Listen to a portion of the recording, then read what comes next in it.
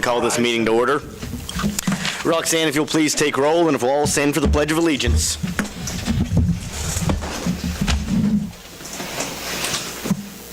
I pledge allegiance to the flag of the United States of America and to the republic for which it stands, one nation, under God,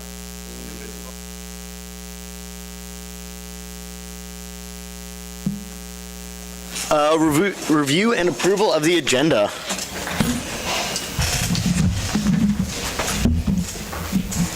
Make a motion that we approve the agenda. I'll second. Motion is to approve the agenda. It has been seconded. All those in favor, please show a voting sign.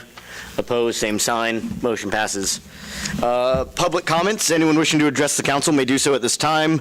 3-minute time limit. Comments on personnel matters pending in the courts, or matters on the agenda will not be permitted. Any public comments? Seeing none. Consent agenda. Council had time to review the consent agenda. I make a motion to approve the consent agenda. I would second that motion. Motion is to approve the consent agenda. It has been seconded. All those in favor, please show a voting sign. Opposed, same sign. Motion passes. Item A, Kiwanis Club of Iola request. Mr. Nevins? The reason I'm here is on behalf of Kiwanis Club Express for a forgiveness on the fee on the the rec building. We're going to use it I believe it's the 25th, 26th, and 27th. It's for a Blue Bash. We've had it for the last 3 years. What we do is we have the chance for the little guys to come in and play. We have a bounce house, we have toys and games, and we have prizes for them, and I think this year we might have candy. Anyway, that's what we're asking for. We run it pretty slim. We make a little bit of money, but not a lot, and the reason we do that is because we're trying to get it back to the kids, and that's what we're asking for. Are you going to run it all 3 nights? No, we're just running it Saturday night, but we have to set it up. We have to set it up Wednesday, Thursday, and then, well, Thursday, Friday, and then we have it Saturday. Because we're doing it, most of our club members work. Some of us don't, but some do. And so they have to do it in the evening, set it up, and get it ready going. I'll make a motion to approve waiving the rental fees for October 24th through October 27th for the rec building for the Kiwanis Club. Hold their annual Blue Bash. I'll second that motion. Motion has been made and seconded to waive the rental fees for Kiwanis October 24th through the 27th. All those in favor, please show a voting sign. Opposed, same sign. Motion passes. Thank you. Thank you all for everything you do. Thank you, guys.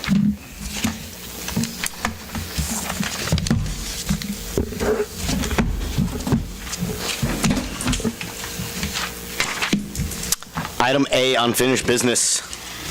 Sid? Mr. Mayor and members of council, after our last meeting, one on August 27th, staff with council's consensus developed an RFP or a scope of work that would then be put into a formal request for proposal.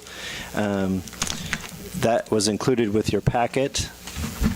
It was, I realized there wasn't a lot of detail in there. Part of that was, it was kind of left open to kind of promote some guidance and suggestions from potential consulting firms, because I guess my concern was is if we were real specific on what we wanted, we might get exactly what we want, but there might be something else that we would have been logical to include in the study, but they wouldn't because we didn't ask for it. And so there is some openness to that. Other than that, one couple things, just kind of looking at the proposal that we the pre-proposal that we got from one of the companies when we were just kind of seeking pricing is they ask about, what are our goals, what are our strategic directions, what's our service level goals. Those are things that we might, as a council or council may want to make sure that we have good answers for, so because probably any firm is going to ask those things of us. Other than that, I'll leave it open for discussion. Well, I want to reiterate what, from last meeting, I've had a lot of city members, employees, contact me thinking that we're on a witch hunt to fire people. Like I've told them, that's not our goal. Our goal is to see if there's any areas that once someone retires, if we can do away with that through nutrition, and that we're not, as far as I know, this city council is not on a witch hunt to dismiss a bunch of employees. Thank you, Eugene. I pretty much have heard what Gene has as well, and I just want people to realize that as of right now, with 114 full-time equivalent employees, that's one per about every 47, 48 citizens. And that's too many, and that's where we have to, this is why we need to start looking at attrition. I don't foresee anybody losing their job. That is not the goal of this. And this is through attrition only when somebody leaves through retirement or quitting their position. I don't see anything in the proposal itself that's, like Sid said, very specific, which is fine. I'm comfortable with seeing what they have come back with, and until we get to talk with them and see exactly what it is and how they're going to gather their data, I don't see anything else in here that I can really add to it.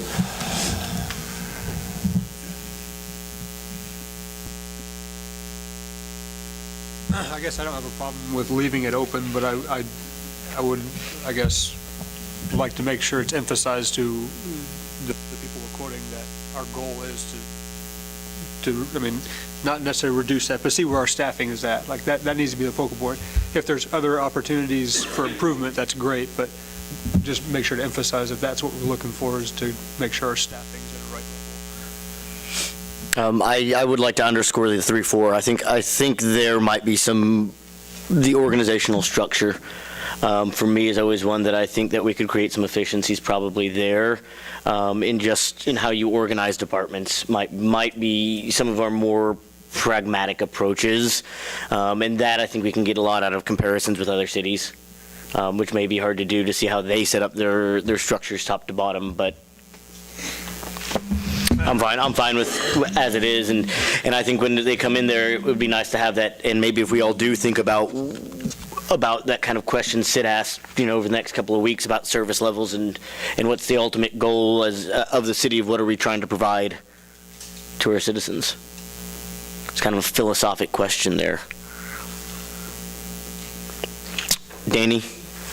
How much of the same opinion? Offer the services, take a look at the structural, organizational structure, but not, still provide the same kind of services, but make sure we're doing that efficiently and spending the money wisely and those types of things. So yeah, I'm much the same opinion. Nancy? In the same way. I mean, we need to see where we can reduce, how we can reduce without anybody sacrificing any job and, laying people off. That is not the goal. But as people leave, if we can reduce staffing, that reduces a large amount of income that's going out. When you figure in, you're not just talking their wages, you're talking all of the benefits that we pay as well. And, when you add in those benefits, that's a considerable amount of money. So if we can reduce staffing, I mean, it's going to be one of our easiest ways and I think best ways to save costs.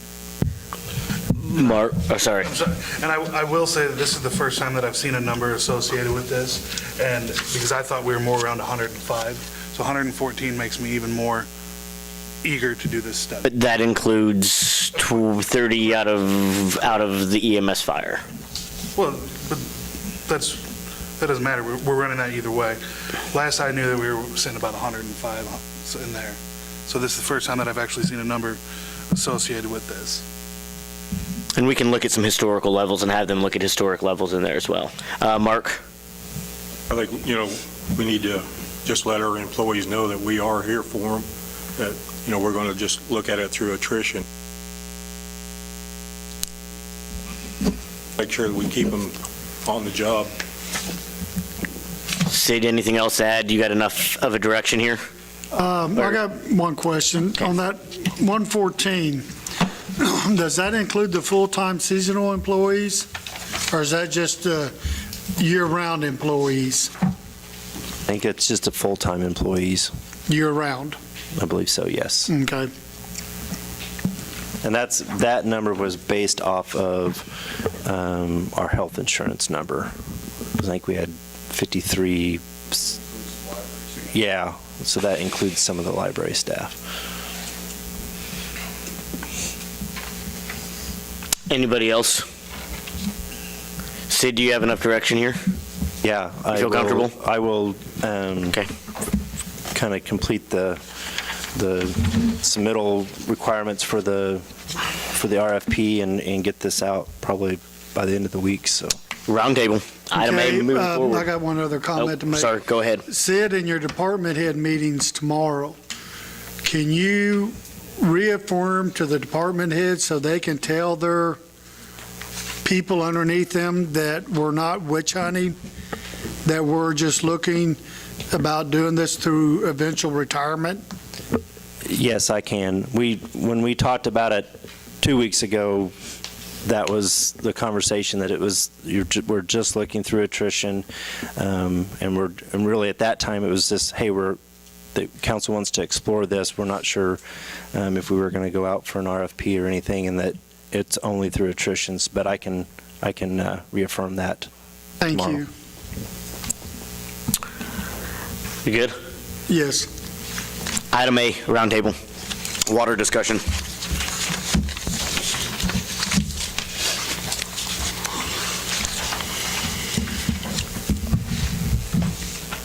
Sid? Give me just a second.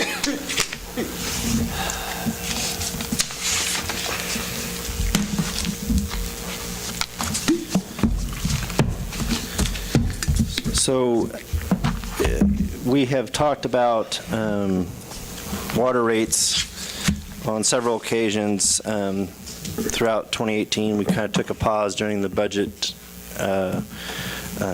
work, and so staff is just looking to reopen that discussion on the rates and seeking direction from council.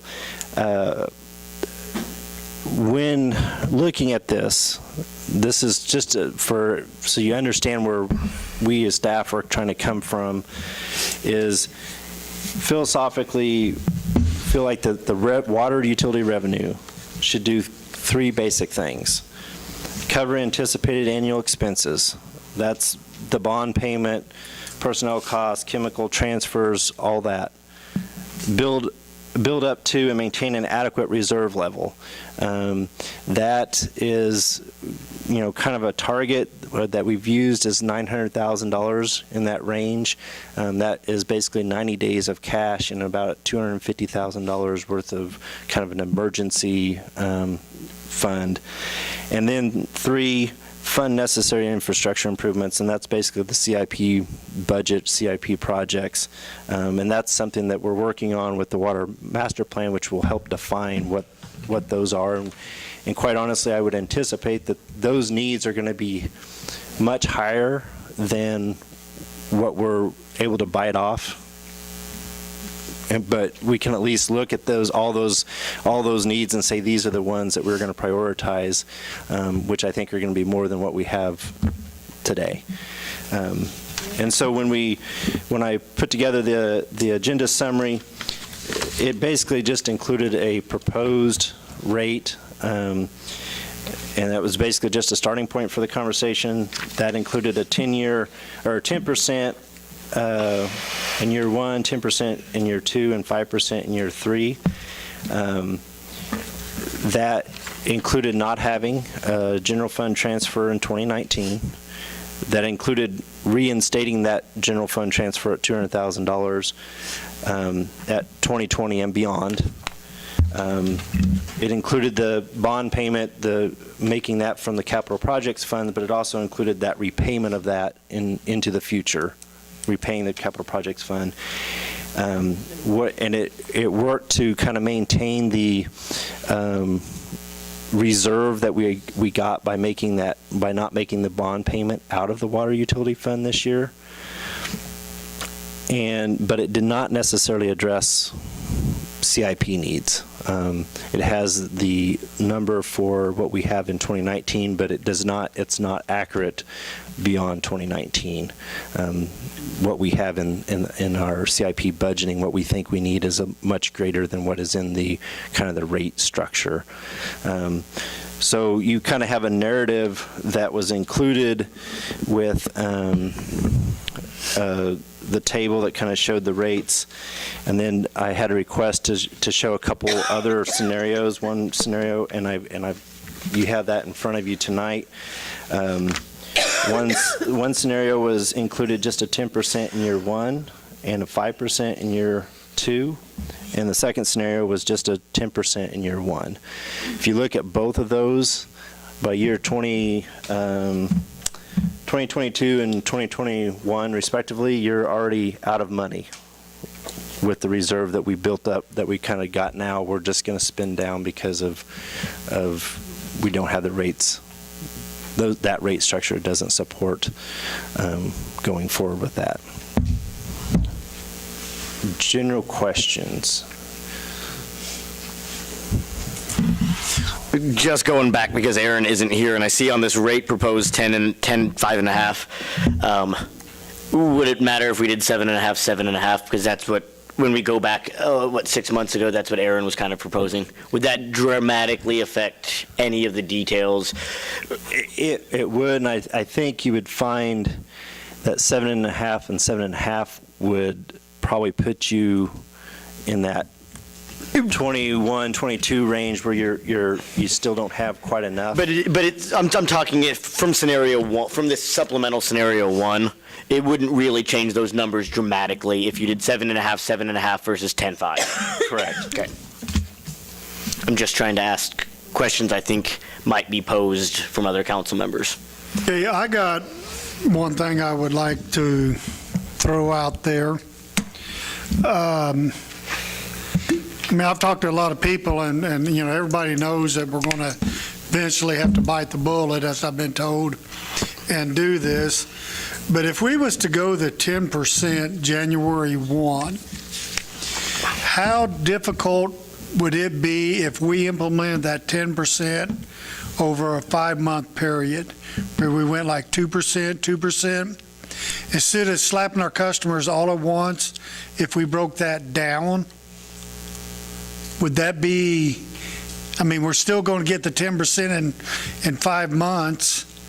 Are we wanting to get it all at once, or are we wanting to, could we spread that out? But the problem with that is that you lose some of that original, you lose basically 5 months worth of you lose 5 months worth of part of that percentage. Right. So, you lose, for 1 month, you lose 8%, for 2 months, you lose 6% of what would be that 10%. And so that kind of puts you farther behind the 8 ball, I think, in that fund for that year. Well, Now, I guess nothing says that we couldn't start it in November and ease in, go November, December to try to make up for that at 2.5, 2.5, 2.5, 2.5. But I think that's going to be harder on both billing and the customers. Well, I just had that scenario thrown out to me today. Yeah, because that would be then each month we would go back and have to, here's 2%. Now the next month we add the 2% again. I can appreciate trying to bring that in slowly, but I think it's going to be easier, and we're going to have to get there anyway, is just to do the 10 or whatever that percentage is. Just do it whatever month we decide to start it. Well, I was just asked to bring that scenario up. So. Well, no, and I think I can appreciate kind of trying to ease into it, but I think, and we can do that. It's just going to be a lot more work to try to get that, and we'd have to go back and probably look at what that revenue each month that we might lose, and do we need to have that in target be 11 because we've taken 5 months to get to 10%, or does it need to be 12?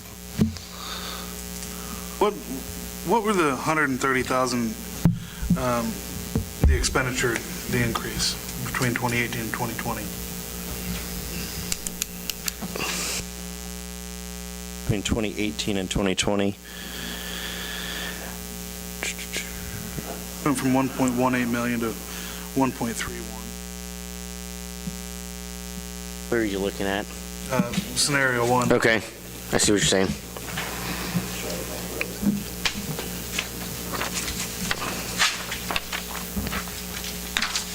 It looks like some of that is that you're projecting increasing sales. And so then you project out increasing costs on those increasing sales as well.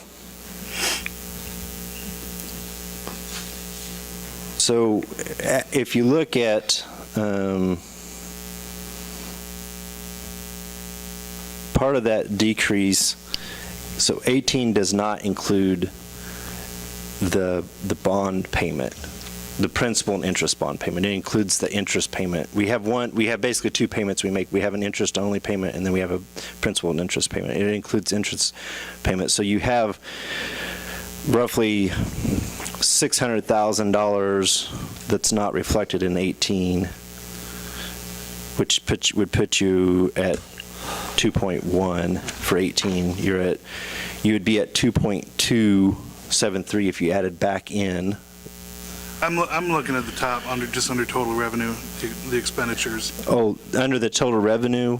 just right under the total revenue, the expenditures there. Line 5. Right.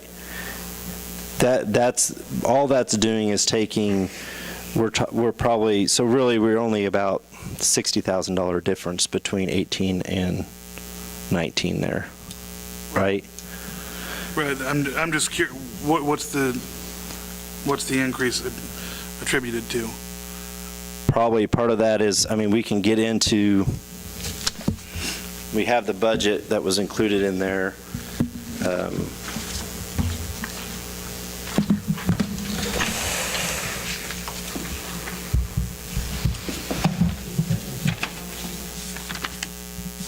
Yeah, maybe additional equipment transfers or transfers for equipment. Sorry, I didn't see this in here. If you go even further, it's got the expenditures next up rated. Yeah, there you go. And then There we are. We have roughly $40,000 that we're doing in equipment reserve in 19, and in 18, we're doing less than 30 in equipment reserve.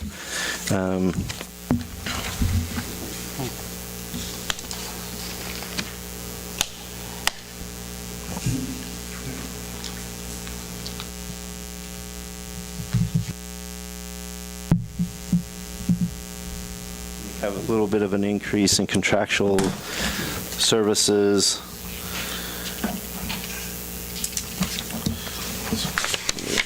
I mean,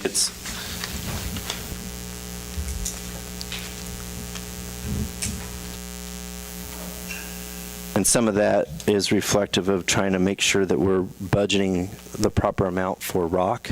And if you look in the distribution, we have about a $7,000 difference. Well, between the rock and the road repair, that's about a $12,000 difference between 18 and 19, and that's really just trying to accommodate for when we make repairs, water leak repairs, that we have the materials and everything to come back to get the road in place.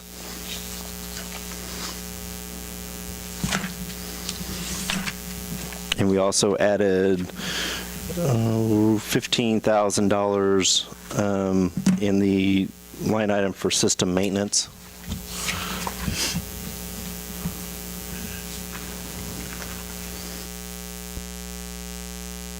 Was 85 and 18, and it's 100,000 and 19. And then it looks like you've added 50 to the CIP. Yeah. But that would be reflected in that other line there. Why is our transfers for distribution going up $500,000 from 19 to 20? to almost 300,000. That's because we have 500,000 to the CIP. That's where, if you look at the CIP, that's the very last page of that budget, we're showing that we need $500,000, a $500,000 transfer to be able to cover the projects that we would think that we need. That's where I say in that rate, that's not that $500,000 is not reflected in that, in In this the current rate. conversations. Right. It looks like our current conversation reflects $100,000. Right. The 2019 number is correct at 150. And in 2020 through 2023, it looks like you reflected on these rates at 100. Right. Which probably doesn't do a whole lot of major repairs. Right. And it just assumes But that, that's what I'm saying, that's kind of a sacrifice that's built into that rate that, I know it's 10, 10, and 5, but that doesn't even cover what we may need, or what we think we may need for capital improvements. When is the master plan going to be done? I think the target is still by the end of this year. It may, depending on everything, I mean, my thought is probably January, February before we really have all that kind of buttoned down, and then we'll have conversations about what projects do we want to prioritize so that we can really start putting a CIP together with the right cost estimates. I was wondering, I know we're dropping the 200,000 transfer to general fund for next year, but since we're in the red, why can't we drop that until we get this water plant paid for? This is over 10%, this is almost 11% of our budget, but if you put that into the general fund, that's less than 3%. We might be able to find the savings in the general fund to cover that being cut off. you're looking at about 7 mil, which from the mill levy of the general fund's about 10, 8, 9, what do we have, 40 mil? Looking at about 8%. Yeah, 40 mil on the general fund. 8%, or, you're looking at about 20% of the mill levy there. Could we take 50,000 of that and put it into the CIP each year and build it up and then drop the rest of it? Because, we might be able to find the savings in the general fund a whole lot easier than we could here in the water fund. I don't know that I'm comfortable with dumping all this money into the CIP until we see the master plan. Looking at scenario 1, it doesn't look like this is going to solve our problem. It doesn't look like this 15% raise solves any of the problem that's going on. It still puts us running out of money. So there's obviously something going on of why we're running out of money. Part of that's that we haven't budgeted for these repairs for the last 20 years. I understand that we haven't budgeted for them. The last 100 years, really, if we look at some of the system pipes that we have, 100-year-old pipes, nobody's replaced them, and now it's kind of come time to say, hey, it's time to replace these pipes. And it's a real bummer, because we started budgeting 100 years ago for this, right, to replace sections of pipes. We wouldn't be in the situation where we have to come up with $200,000, $300,000, $400,000, $500,000. But that's the situation we're in. The scenario that was in the agenda under table 1, that if you look, the expenditures from 2020 on are flat. But you said that this is not going to reflect what you anticipate. Correct. With the CIP. And that's why,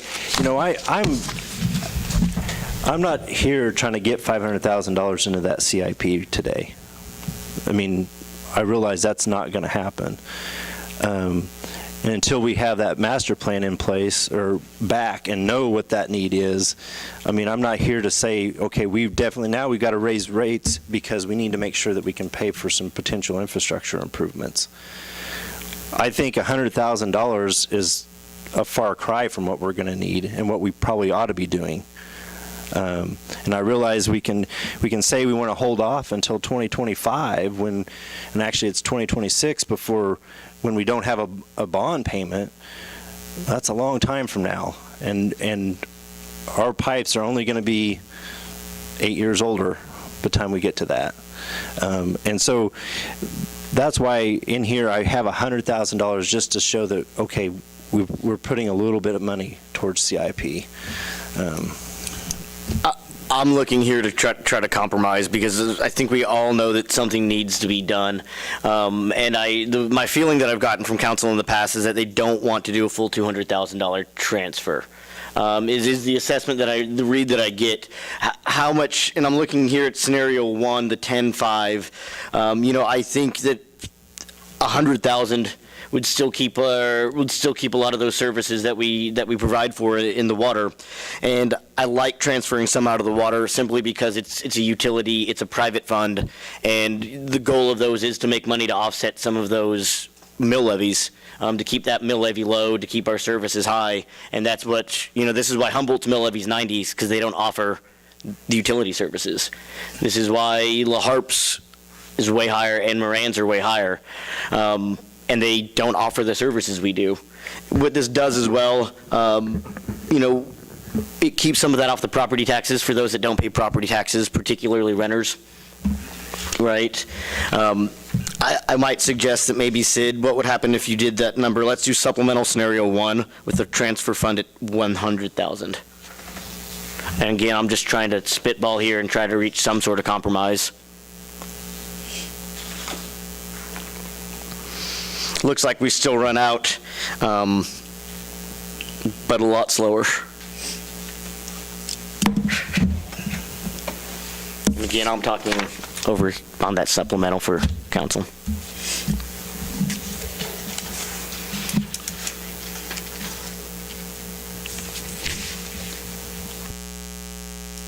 So that would get you're going to eat into, with 10 and 5, even at a $100,000 transfer, you're going to, from 21 on, you're going to lose $88,000 a year at 10 and 5. When does that put us at broke?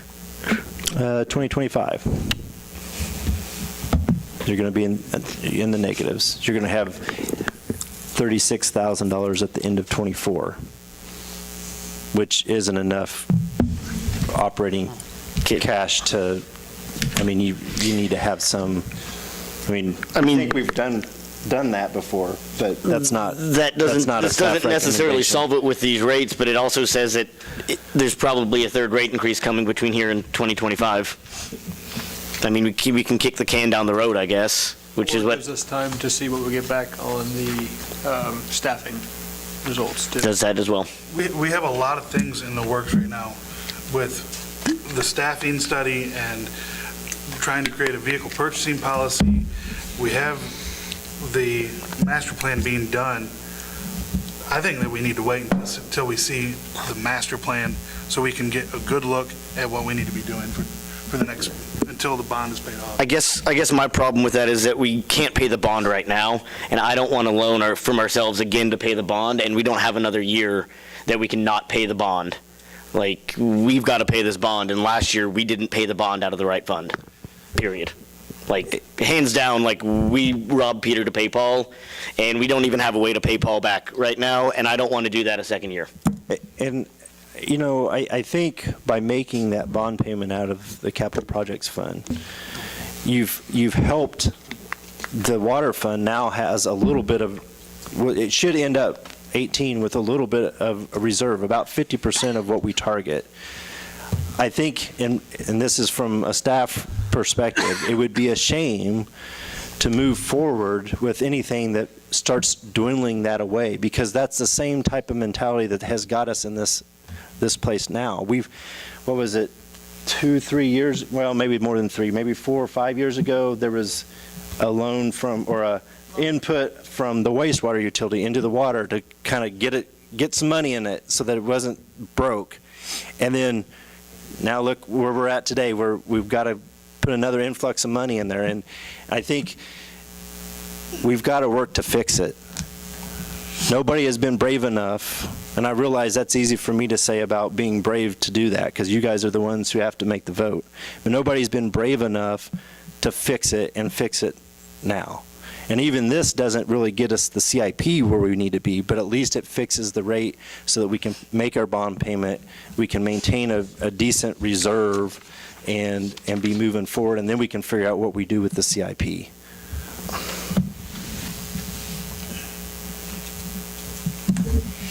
You have an average household number and how much the rate increases the average household in Iola on a Yeah. monthly basis? That's on an annual basis. The average household will see an increase between $120 and $133 because the average household uses 4.74 units, and we bill on the whole unit. So at worst, 5 units, that's $133 a year difference, and that's after all 3 increases. That, yeah. Yeah, I think, I don't know if there's a way, and I said this last year too, I don't know if there's a way of getting around, or beginning of this year, getting around the initial increase. Originally, I wanted to just go ahead and bite the bullet and do the 2 or 3 years, but with what we do have in the works, with the master plan and the staffing project, I would think I'd be okay with taking baby steps. Look at the 10% now, see where we're at after this year with the potential changes that we could be making, and come back to it again after that. But looking at the numbers, I don't know if there's a way around the increase at the beginning of 2019 without going negative. And I think that would be, if we did, I'm just going to say 10% at the beginning of 19, and not plan on the second or the third year. But the thing is, we need to realize that second and third year, we're going to need a rate increase in 2020. And we'll probably need one in 2021 as well. But at least we can get 19, we know that we're going to be good for 19. We'll have the master plan back and should be able to have a good idea of where we want to be with the CIP projects. And we would potentially have some of this other information that then we can line out what we need to have for 2020 and beyond. But, I mean, we have, I think, 7 employees in water. So with the personnel, if we look at that and just say it comes back, you could, through attrition, you could get down 2 employees. That's $100,000. And realize that's about a 5% increase, but I would be hesitant to believe that we could lose 2 out of 7. They're on call 24/7, aren't they? 365. Yep.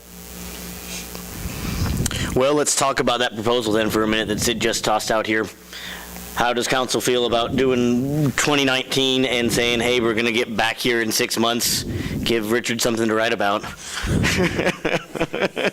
Well, I know you're going to start off with me. First thing I want to say is, I don't think we need to do anything until we get the other 2 council members here. We're not doing a binding vote, but just to bring it back so that we can give Sid some direction on bringing us some information at the next meeting.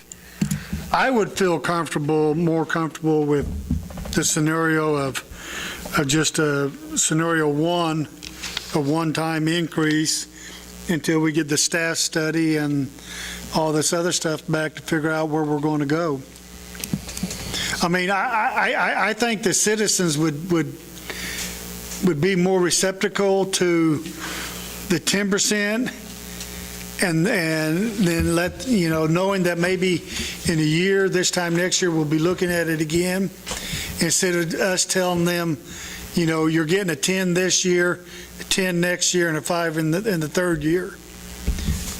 So I'm more for the 10% one year, and let's get everything looked at and move from there.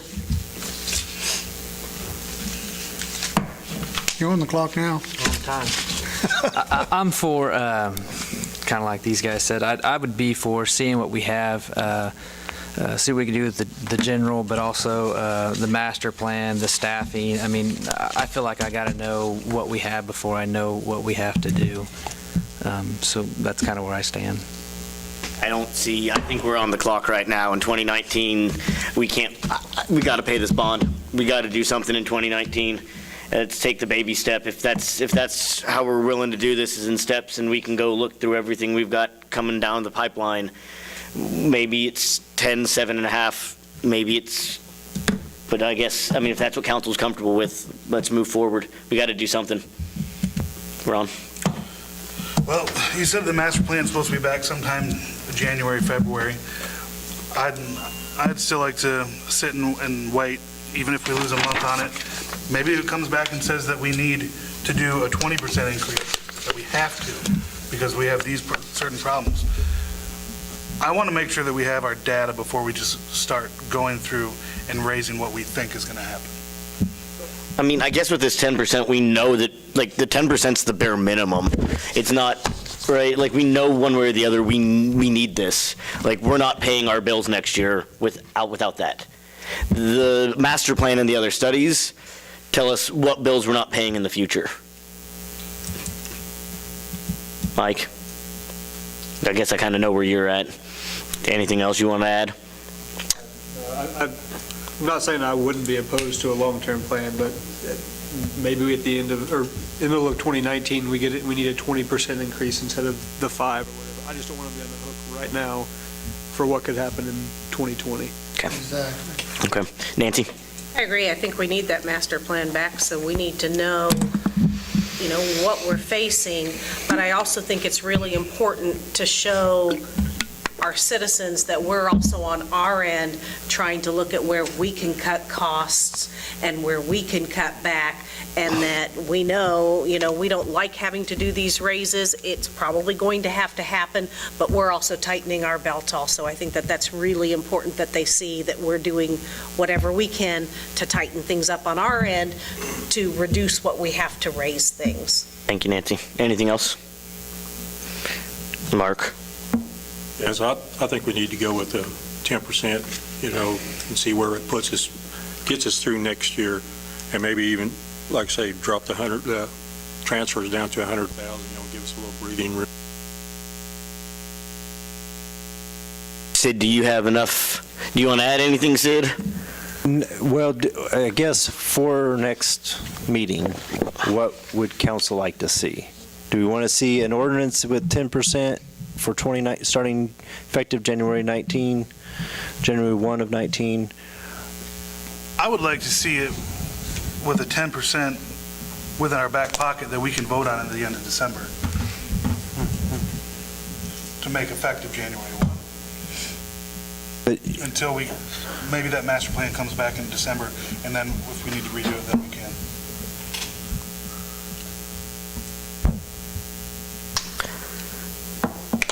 We know 10%'s,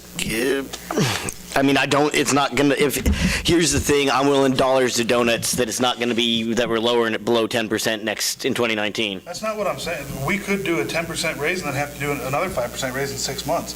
I just want to see the master plan. I don't want to vote on something for 2020 when we don't know what it is. This is only 2019.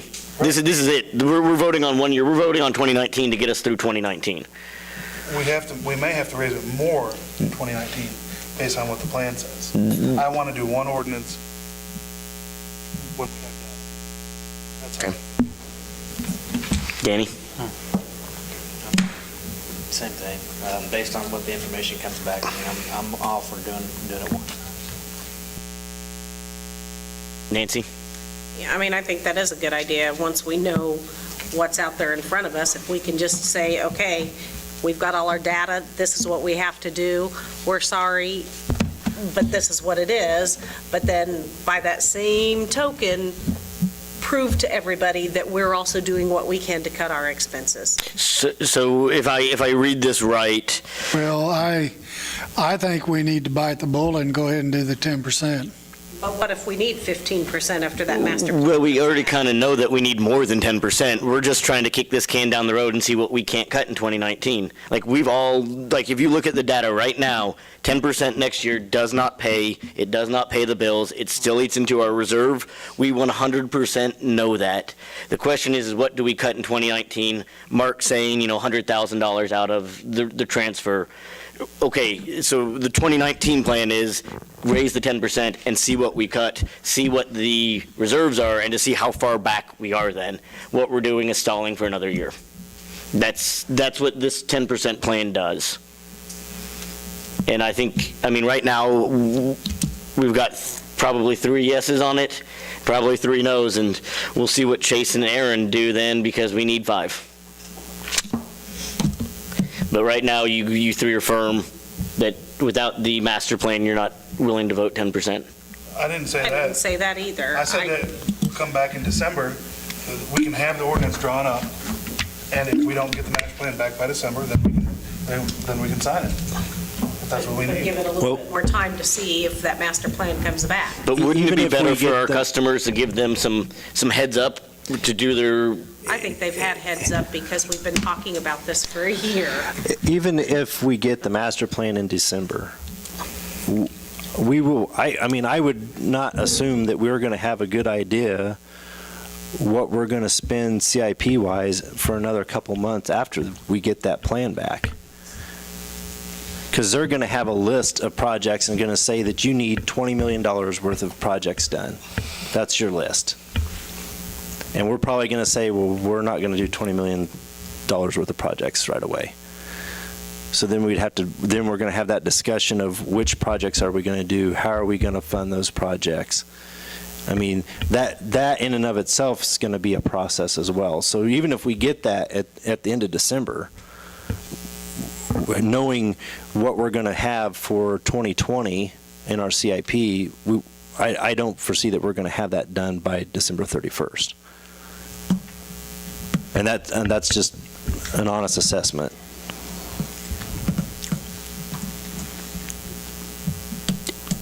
That's why I mean, for what it's worth. I mean, without the 2 members that we need, it's hard to give you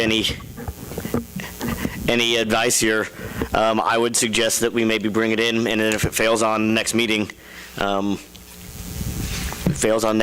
move forward. Okay.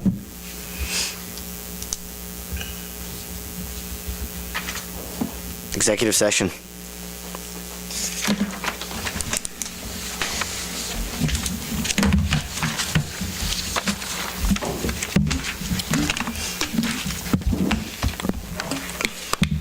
Did you get a motion here? Why don't we do, what do we need here? Probably 15 for this first, what is this first one?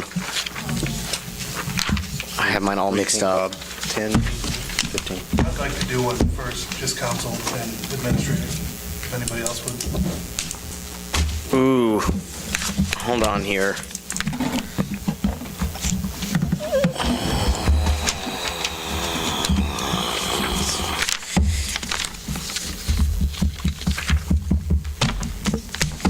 Here's my agenda.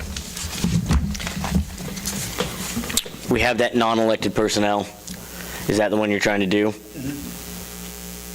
Just council, and we were asking in that one for Corey to come back for that one because No, it's, that was the second that's the one. second one, okay. The first one was supposed to be with Bob and On the agenda. However you want to make that motion. I move the city council recess into executive session for 15 minutes pursuant to personnel matters of non-elected personnel, KSA 75-4319B1. Purpose of the executive session to discuss any individual employee's performance and shall include the mayor, council, city administrator. The regular meeting shall reconvene You want to, yeah, that's fine.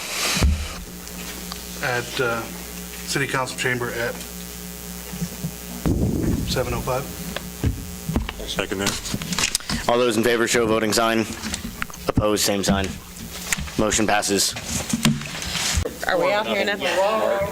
I move the city council recess into executive session for 20 minutes pursuant to attorney-client privilege, KSA 75-4319B2, for the purpose of executive session to discuss contractual agreements and shall include the mayor, council, city administrator, assistant city administrator, and city attorney. The regular meeting shall reconvene in the city council chambers at 7:25.